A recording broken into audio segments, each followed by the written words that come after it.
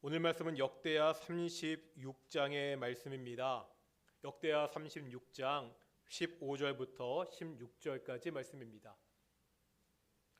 역대하 36장 15절 16절의 말씀입니다. 우리 구약성경 역대하 말씀입니다.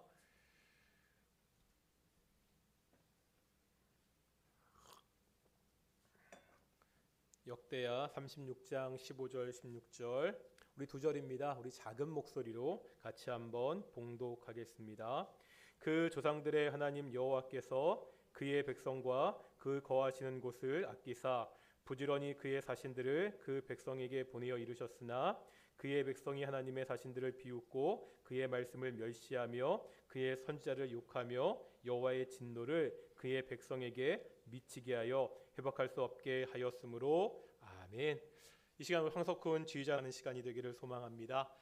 우리 앞뒤 자우분들과 함께 인사하겠습니다. 하나님이 우리와 함께 하십니다.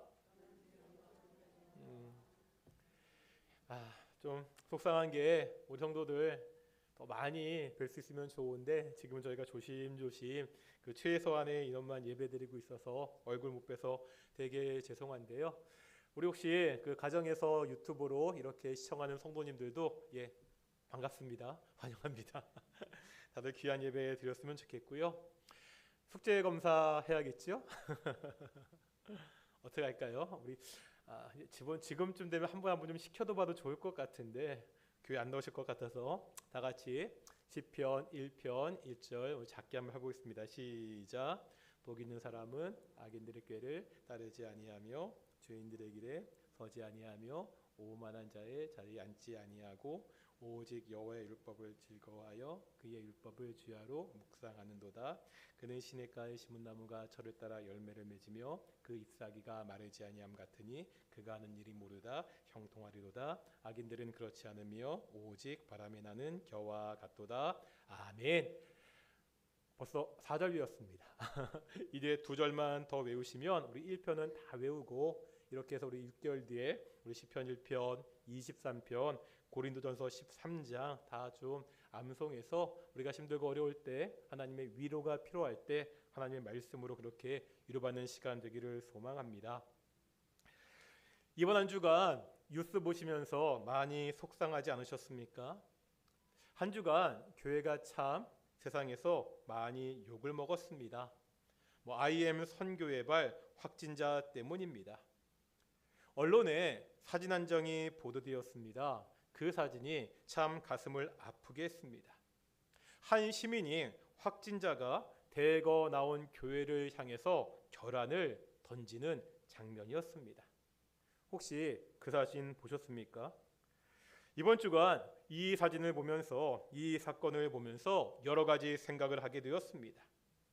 원래 순서대로 한다면 오늘 설교는 동인교회 비전에 대한 설교여야 됩니다. 마지막 세 번째 비전인 성령으로 증인된 교회에 대한 말씀입니다.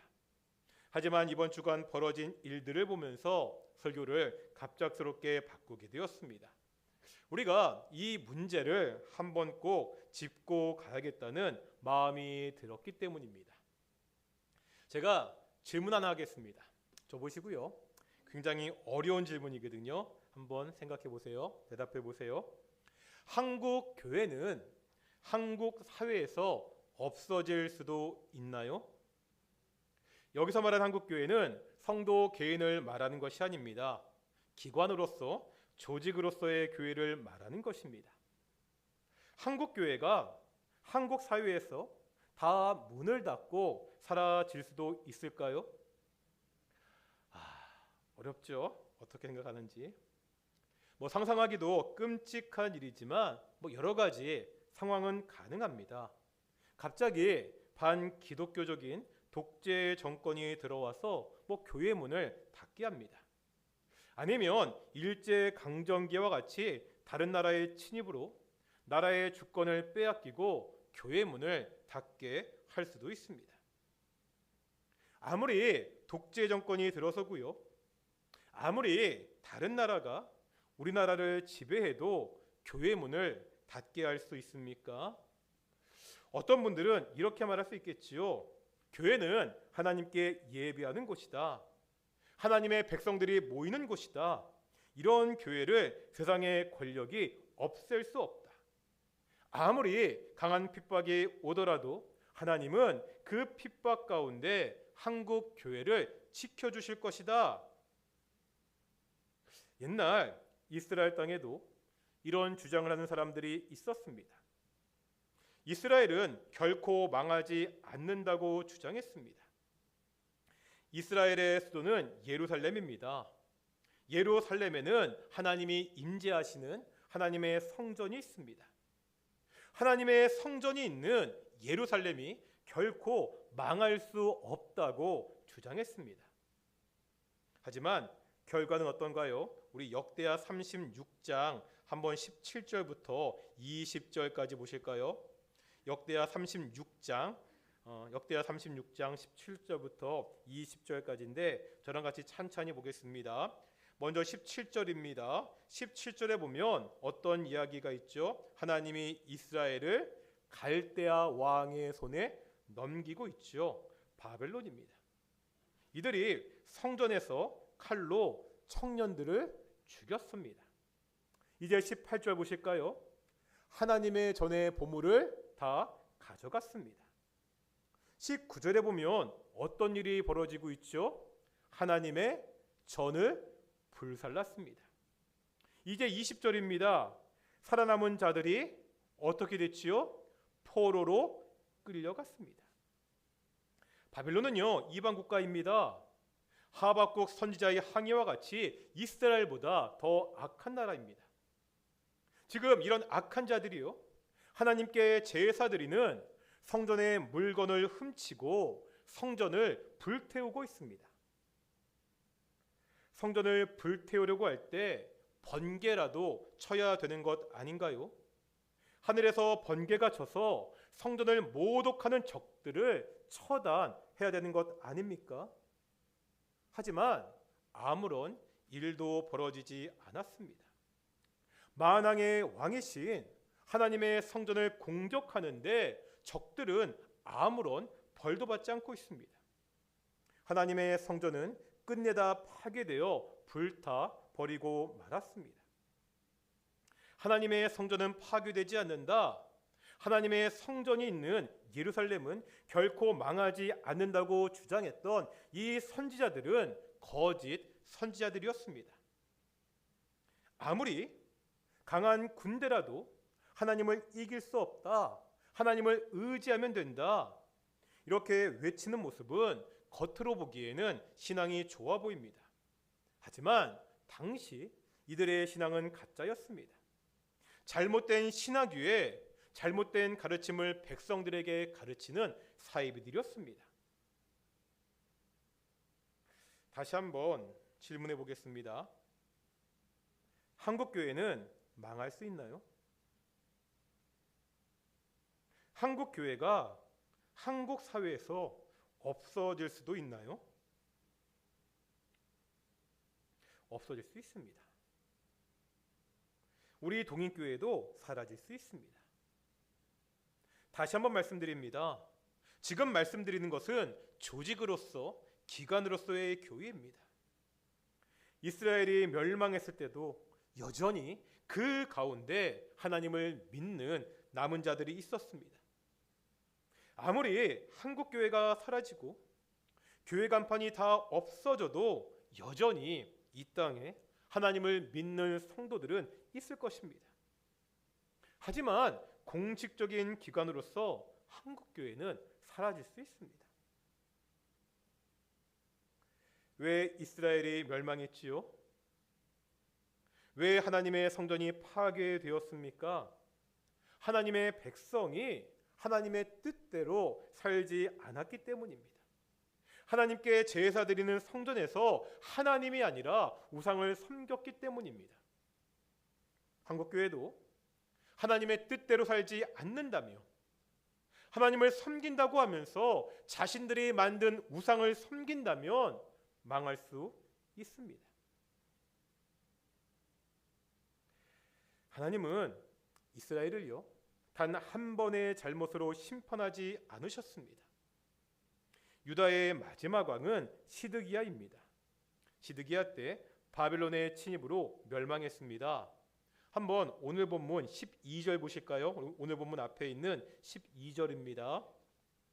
12절 찾으셨나요? 같이 한번 천천히 읽어보겠습니다. 시작. 그의 하나님 여호와 보시기에 악을 행하고 선지자 예레미야가 여호와의 말씀으로 일러도 그 앞에서 겸손하지 아니하였으며. 시드기야는 하나님 보시기에 악한 왕이었습니다. 예레미야 선지자는 이런 왕에게 뭐 했다고요? 하나님의 말씀으로 권면했습니다. 하지만 듣지 않습니다. 시드기야만 그런 것이 아닙니다. 오늘 본문입니다. 오늘 본문 15절입니다. 다시 한번 보실까요? 15절 시작. 그 조상들의 하나님 여호와께서 그의 백성과 그 거하시는 곳을 아끼사 부지런히 그의 사신들을 그 백성에게 보내어 이르셨으나. 하나님은 당신의 백성들을 아끼셨습니다. 사랑하는 백성들이 거하는 곳도 아끼셨습니다. 백성들이 어긋날 때마다 뭐 하셨다고요? 부지런히 당신의 사자들을 백성에게 보내셨습니다. 하나님은 선지자들을 통해서 계속 반복해서 경고하셨습니다. 이렇게 살면 결국 망하게 된다고 여러 번 경고하셨습니다. 백성들은 어떻게 반응했지요? 오늘 보면 16절입니다. 16절 읽어보겠습니다. 시작. 그의 백성이 하나님의 사신들을 비웃고 그의 말씀을 멸시하며 그의 선지자를 욕하여 여호와의 진노를 그의 백성에게 미치게 하여 회복할 수 없게 하였으므로. 백성들이 하나님의 경고를 듣지 않았습니다. 오히려 선지자들을 비웃고 말씀을 멸시하고 욕했습니다. 계속되는 하나님의 경고를 듣지 않는 이스라엘 백성들에게 남은 것은 하나님의 진노뿐이었습니다. 하인리 법칙이라는 것이 있습니다. 1931년 미국 보험회사에서 근무하던 하인리가 발견한 것입니다. 하인리는 수많은 산업재해 자료들을 분석했습니다. 그 결과 의미 있는 통계적인 규칙을 하나 찾아내게 됩니다. 평균적으로요, 한 건의 큰 사고 전에 29번의 작은 사고가 발생하고 300번의 잠재적인 징후들이 나타난다는 사실을 발견하게 됩니다. 무슨 말이죠? 한마디로 대부분의 대형 사고는 갑자기 일어난 것이 아니라 예고된 재앙이라는 겁니다. 무사 안해주의가 큰 사고로 이어진다는 것입니다. 이 하이니의 법칙을 적용해 보면 이스라엘이 멸망한 건 역시 예고된 심판이라는 거죠. 하나님의 경고를 계속 무시한 결과 이스라엘은 멸망하고 하나님의 성전은 파괴되었습니다. 이번 주간 일어난 일들을 보면서 이 하이니 법칙이 생각했습니다. 코로나19를 통해 하나님께서 한국 교회에 계속해서 경고를 주신다는 마음이 들었습니다. 이번 코로나19 기간 동안 대확산의 중심에는 한국 교회가 있었습니다. 2월의 신천지 사태, 8월 광화문 집회와 사랑제일교회, 이번에 인터콕과 IM 선교회. 일들을 잘 살펴보면 한국교회의 약한 고리들이 하나씩 드러나고 있습니다. 신천지 사태는 이단의 문제입니다. 그동안 한국교회 주변에 이단들이 독버섯처럼 자라났습니다. 신천지가 대표적이지만 신천지 외에도 수많은 이단들이 있습니다. 이단으로 인해서 교회가 갈라지고 가정이 깨지는 경우도 많았습니다. 젊은 청년들이 가출을 하고요, 이단에서 탈퇴하고자 하는 사람들을 폭행하고 죽이는 일까지 벌어졌습니다. 그런데도 한국교회는 이단 문제에 적극적으로 대처하지 못했습니다. 당장 내 교회에서 벌어진 일이 아니기에 한 발 떨어져 방관하고 말았습니다. 8월에 있었던 광화문 집회와 사랑제일교회 사태는 한국교회의 역사의식과 사회의식의 부재를 보여주었습니다. 교회가 사회적 목소리를 내는 것은 잘못된 것이 아닙니다. 오히려 적극적으로 내야 할 때도 있습니다. 하지만 이번에는 몇몇 정파들의 정치적 이익을 위해서 한국교회 일부가 이용되었습니다. 교회를 자신들의 도구로 사용하는 자들이 신앙이라는 이름으로 성도들을 선동했고요, 거기에 넘어가고 말았습니다. 인터컵은요, 올바른 신학이 없는 열광주의와 반지성주의의 문제입니다. 인터컵에 대해서 긍정적으로 평가하는 말들이 있습니다. 어떻게 평가하죠? 다른 건 몰라도 참 그 사람들 열심히 하는 것은 알아줘야 된다. 이런 식으로 평가를 많이 합니다. 그런데요, 세상에서 제일 무서운 사람이 어떤 사람이죠? 무식한데 용감한 사람입니다. 바른 신학의 기초 없이 성경을 자기 멋대로 해석합니다. 잘못된 해석을 기반으로 열심히 선교합니다. 그 결과 선교 현장에서 수많은 문제들을 일으켰습니다. 반지성주의의 문제도 있지요. 조금만 생각해보면 말이 안 되는 음모론에 빠져 있습니다.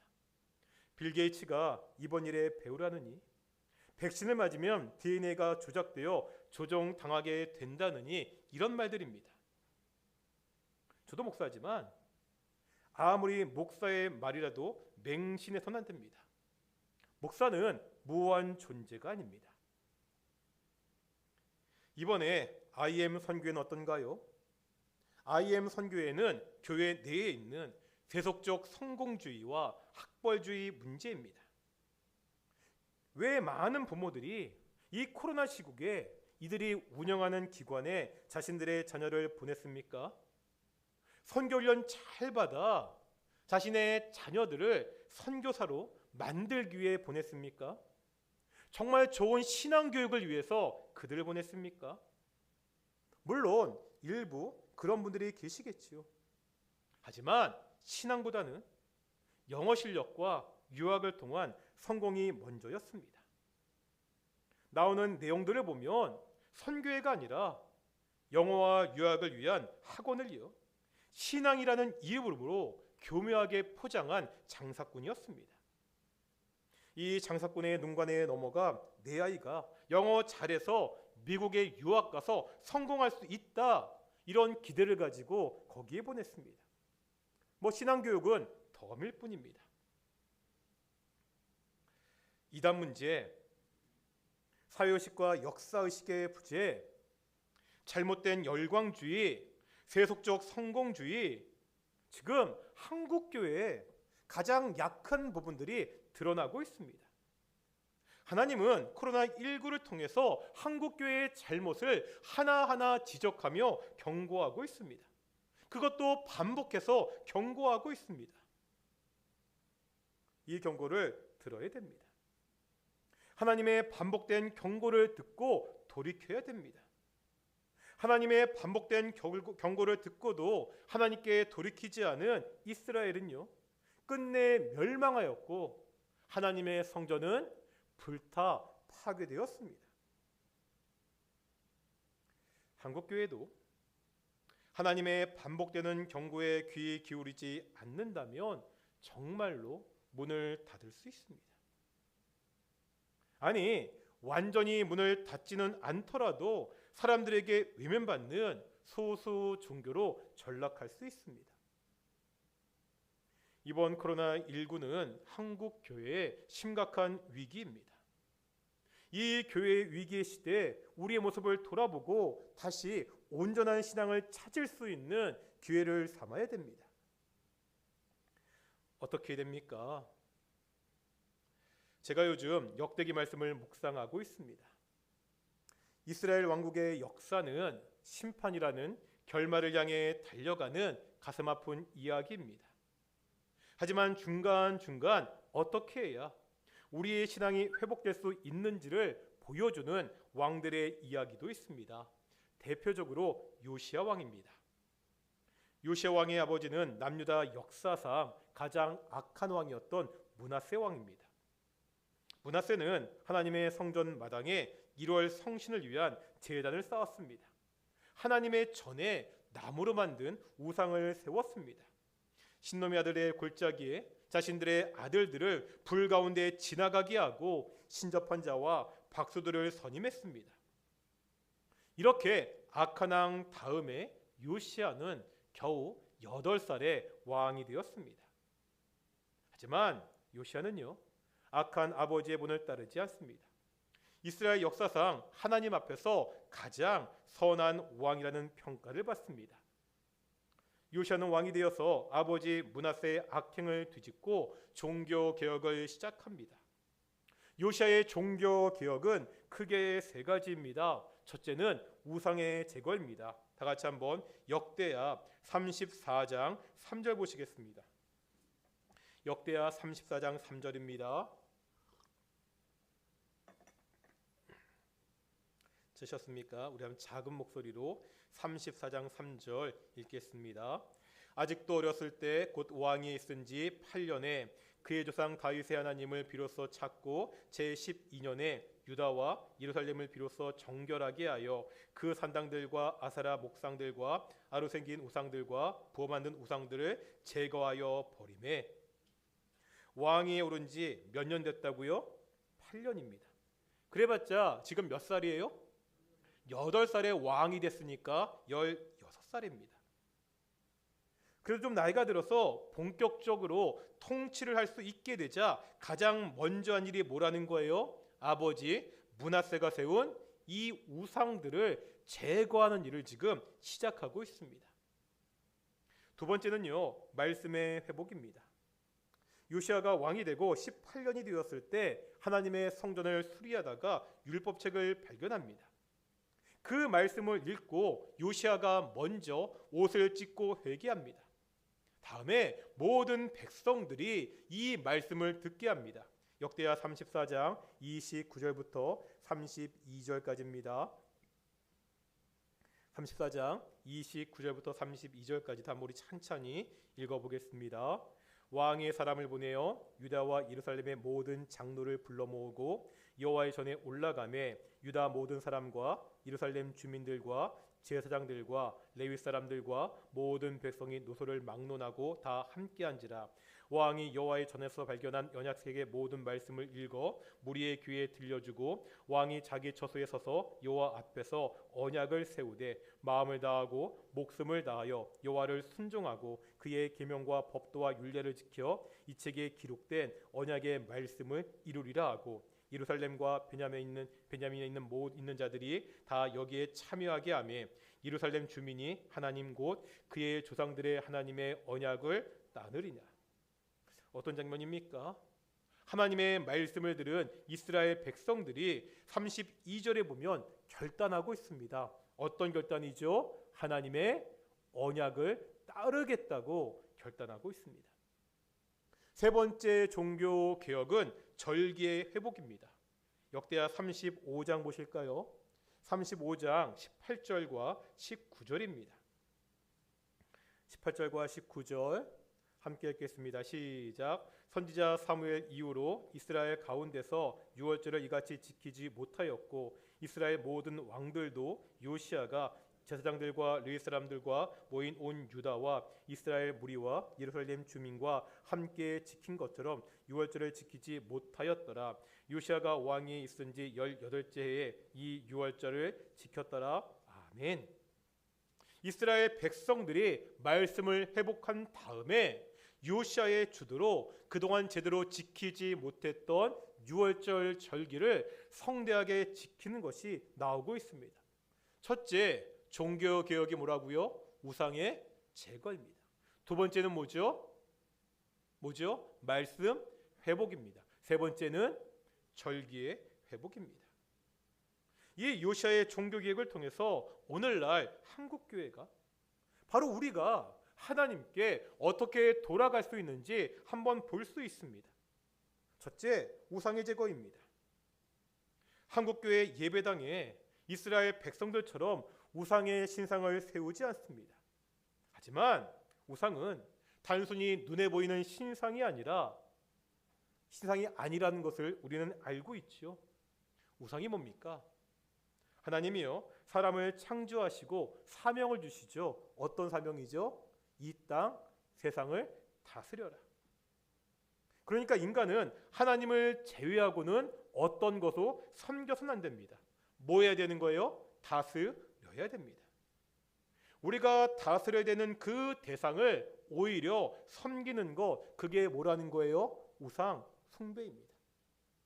한국 교회 안에는, 우리 안에는 어떤 우상들이 있지요? 돈이 우상은 아닌가요? 출세가 우상은 아닙니까? 자녀들의 성공이 우상은 아닌가요? 건강이 우리들의 우상은 아닙니까? 지금 우리의 마음속에 하나님보다 더 자리 잡고 있는 것은 무엇입니까? 둘째, 말씀의 회복입니다. 이단이나 교회를 정치적으로 이용하는 세력이나 열광주의에는 공통점이 있습니다. 하나님의 말씀을 자신들의 입맛대로 재단한다는 것입니다. 구약부터 신약까지 전체의 성경이 무엇을 말하는지 알지 못합니다. 자기들 입맛에 맞는 구절만 골라서 그것이 진리인 양 가르치고 있습니다. 한국교회 많은 성도들은 목사의 말을 하나님의 말씀처럼 생각합니다. 목사도 사람입니다. 하나님의 말씀을 전하는 도구일 뿐입니다. 하나님의 말씀에는 오류가 없습니다. 하지만 목사의 말에는 오류가 있을 수 있습니다. 저도 잘못하고 실수할 수 있습니다. 사도행전 17장 11절 말씀 제가 현대어 성경으로 읽어드리겠습니다. 사도행전 17장 11절인데요. 제가 현대어 성경을 읽어드릴게요. 베레아 사람들은 데살로니가 사람들보다는 훨씬 마음이 트여 있어서 기쁜 마음으로 설교를 들었다. 그리고 바울과 실라가 가르치는 말이 진실인지 알고자 날마다 성경을 연구하였다. 여기에 보면 말씀을 듣는 두 가지 태도가 나옵니다. 첫째, 마음이 열려 있습니다. 누가 전하든지 말씀을 잘 들어야 됩니다. 내가 보기에는 좀 부족해 보이더라도 그 사람이 강단에서 하나님의 말씀을 전한다면 열린 마음으로 그 말씀을 경청하고 들어야 됩니다. 두 번째, 들은 말씀이 과연 성경과 맞는지 곰곰이 따져야 됩니다. 하나님의 말씀을 배우는 일은 설교를 듣는 것으로 끝나서는 안 됩니다. 스스로 말씀을 듣고 읽고 연구하고 묵상해야 됩니다. 우리는 장로교 신자들이죠. 종교개혁의 선배들이 남겨준 이 귀중한 유산 중에 하나가 바로 성경입니다. 당시에 성경은요, 사제들만 읽을 수 있었고요, 오직 사제들만 해석할 수 있었습니다. 이 성경을 모든 성도들이 읽을 수 있도록 한 것이 종교개혁의 귀중한 유산입니다. 말씀을 읽어야 됩니다. 말씀을 읽고 듣고 그 말씀대로 살아야 됩니다. 우리는 지금 하나님의 말씀을 듣고 읽고 순종하는 일에 최선을 다하고 있습니까? 세 번째, 종교개혁이 뭐라 말씀드렸죠? 절기의 회복입니다. 이스라엘의 절기는 하나님이 베푸신 은혜를 기억하며 기념하는 날입니다. 특별히 6월절은 어떤 날이죠?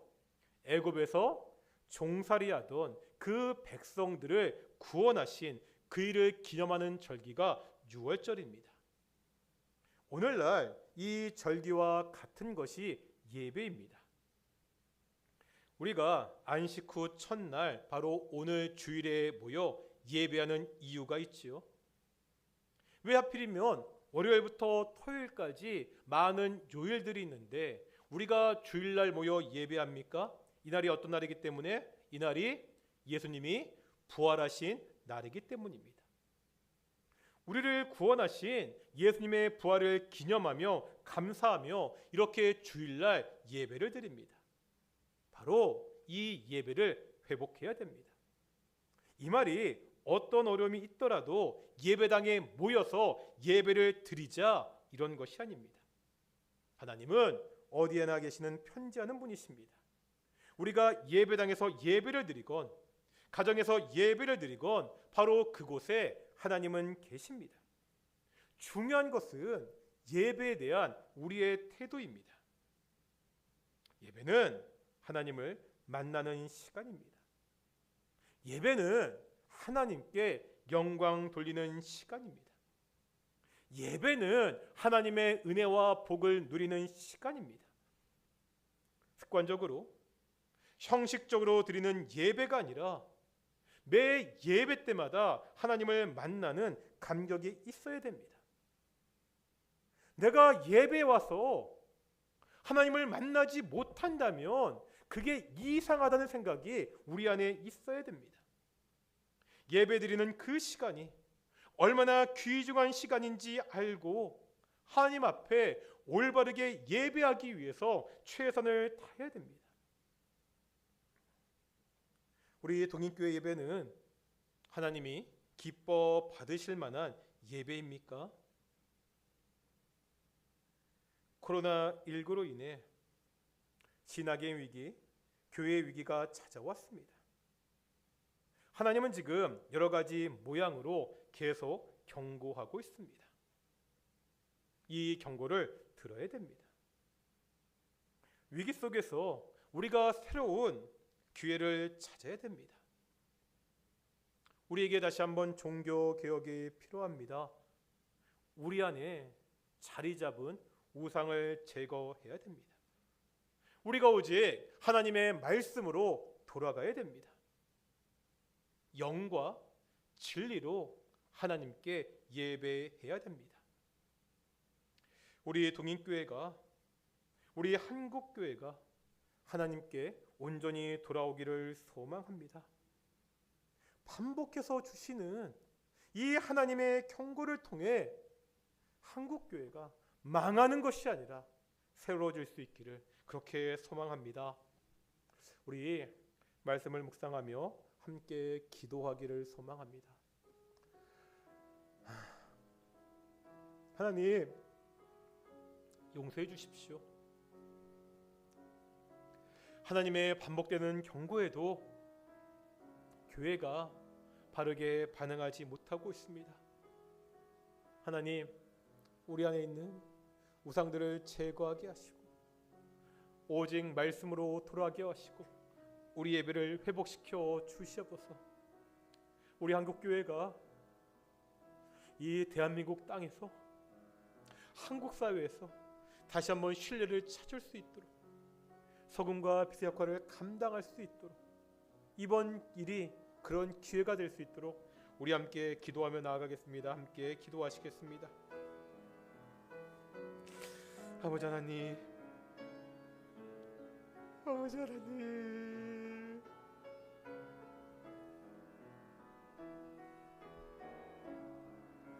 아버지